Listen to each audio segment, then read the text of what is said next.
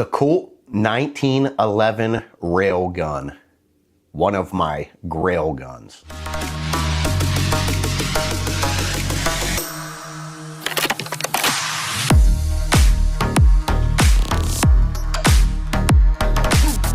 All right, you guys, so I'm extremely excited to get you this video up here. As you can see, I have my Colt 1911 railgun. This is in the Cerakote finish. I have it sitting here on the table. Now, I always tried to view myself as more of a protector than a collector, but there are a few guns in my collection that I purchased just because they were Grail guns. They were on the top of my list. They're something that was either extremely iconic, something that I idolized in the gun community, something that I just thought was really cool, something that was almost unobtainable or out of reach. So they're almost pinnacle firearms in my collection. A lot of the times I may not shoot these a lot, but they have a substantial amount of weight in my collection. One of those guns happens to be the Colt 1911 railgun. I'm a huge fan of 1911s. I don't really like to carry them just because you only get 8 rounds in here. Even though this is a Wilson Combat magazine, it only holds 8 rounds. So you're limited to capacity, but you are getting a very, very potent projectile. I like these firearms based off of the history and the nostalgia that come along with them. This firearm design has been in service with the military since 1911. It has been in 2 world wars. So a lot of people will say, oh, 45 caliber, because they don't make a 46. 45 caliber, 2 world wars.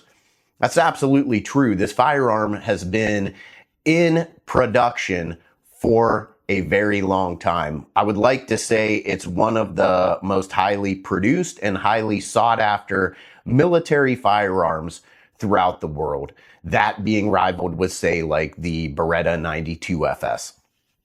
But this specific firearm, so when I got married, we went out, we purchased my wife a ring. She asked me what I wanted. I said, I want a Colt 1911. So that just goes to show you a little bit about myself. This firearm here is a newer version of the Colt railgun, and you could tell that by the slide serrations. We'll get you some close-ups here in a minute. So the front slide serrations are a lot wider. The first generation of the railgun had really, really narrow serrations in the front and the rear. So this is the second gen where they beefed up this rail. The rail is a lot larger on this version. This version is also Cerakoted over top of stainless steel. So it is a very corrosion resistant coating, and it will last for years and years of abuse. This firearm also has a lowered and flared ejection port, which is signature to some of Colt's firearms. This model is extremely hard to find, if you could find these at all. This one has the skeletonized hammer. It also has the 3-hole drilled trigger to lighten that up. It's not a super lightweight trigger. It's coming in around like 4.8, 4.9 pounds, which isn't bad for this firearm. The weight of this firearm greatly negates any recoil that may be felt. 45 is always looked at as a very powerful round, but there's really not a lot of recoil when you're shooting in such a large framed firearm. This one has the Novak sights, which I am a fan of. The only reason why I never purchased a 1911 previously is because I cannot stand the rear government blade sights. I cannot stand them. They drive me crazy. I don't like the looks of them. They look cheap. So this one has the Novak. It is a 3-dot.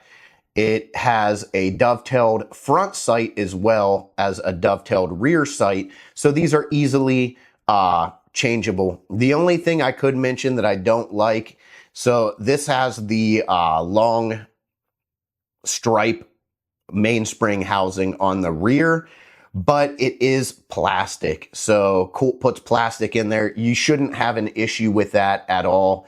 There should never be an issue with that, but just wanted to bring that up because that is the one plastic part here.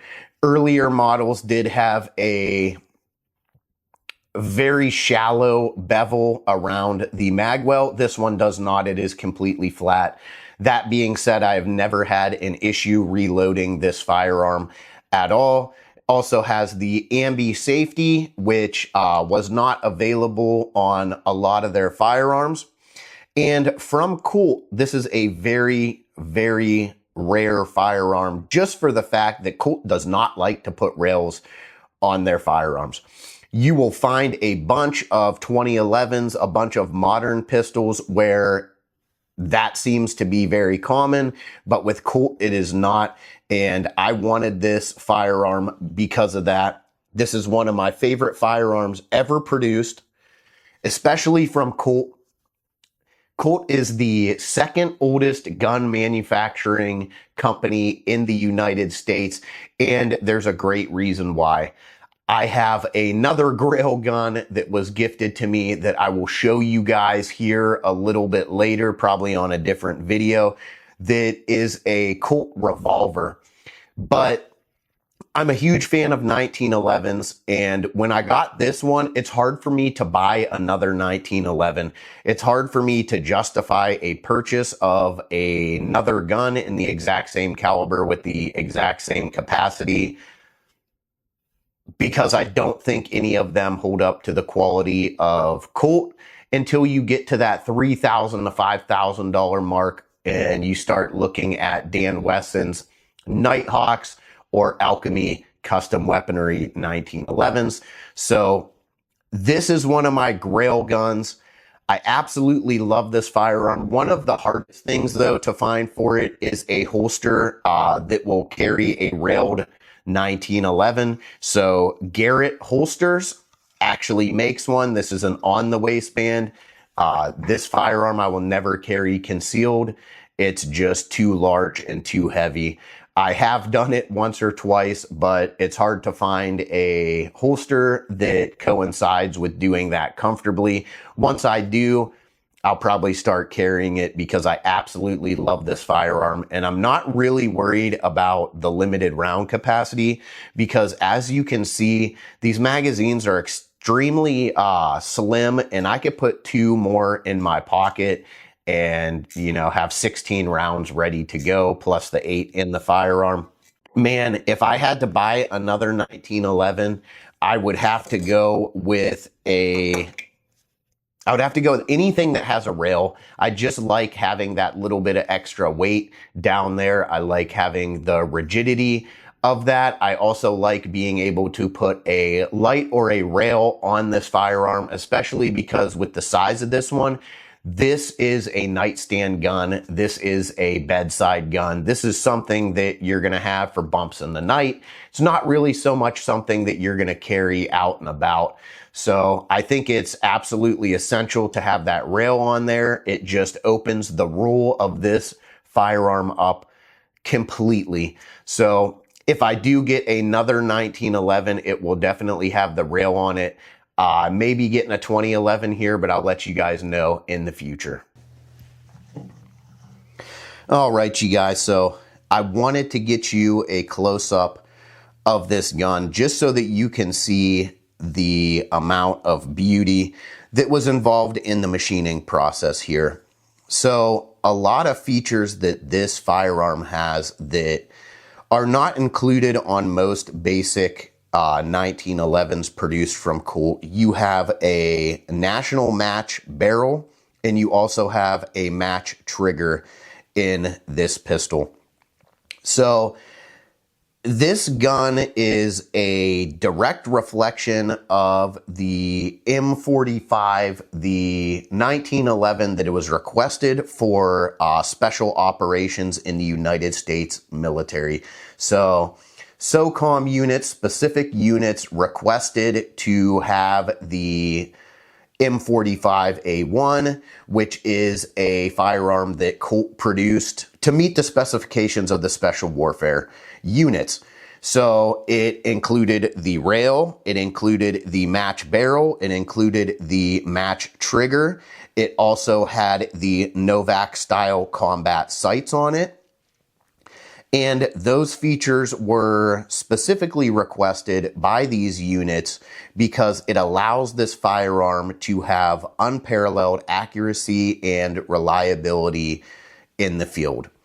A lot of the special operations groups did not want that 9mm firearm or pistol, so they wanted to stay with something that had a little more power and potency, and they went with this. This is the civilian version of that firearm designed for the United States military. As you can see here on the barrel, trying to get that up there for you. The barrel is marked National Match. Also, the trigger is extremely crisp and extremely nice on this firearm. I love the sights themselves. You do have the 3-dot style sights. Everything about this firearm is just gorgeous. It screams class, and even the engravings down to Colt's name on it and the handles, everything about this firearm is absolutely beautiful. There's almost no slop on this rail at all. If I really torque on it, I could kind of get it to make a noise. So the slide is like riding on ball bearings. This is not like a production 1911 or 2011 that you're going to get off of the shelf. Some of these 2011s out there, there is so much slop. There's so much play in the slide. You could kind of hear a little bit on this, but there are no MIM parts on this. Every single part on this is forged steel. So it is unrivaled and unparalleled by almost anything else on the market.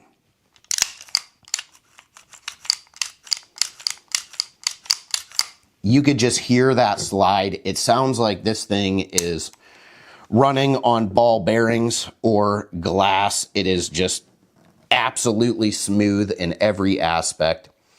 I can't say enough about this firearm. I'll get another video up here because what I'm going to do is I'm going to get a bunch of my Grail guns or guns that I just absolutely love that are in my collection, and we're going to go to the range and we're going to shoot some of those and we're going to compare them, and this is definitely one that is going to go out there. So thank you guys for watching. I just wanted to show you my Colt 1911 railgun. This is probably one of my favorite firearms in my collection, and I don't think that there's really that many firearms I have in my collection that I will not sell. This is one that will never be sold. This is going to stay in my collection until I'm probably about 90 years old, and then I'm going to pass it down to my son. But yeah, everything about this firearm is absolutely beautiful, and it is a very iconic and nostalgic design. It is something that is just classy. It's beautiful. There's not really too many firearms designed that have the same fit, form, and function of a Colt 1911.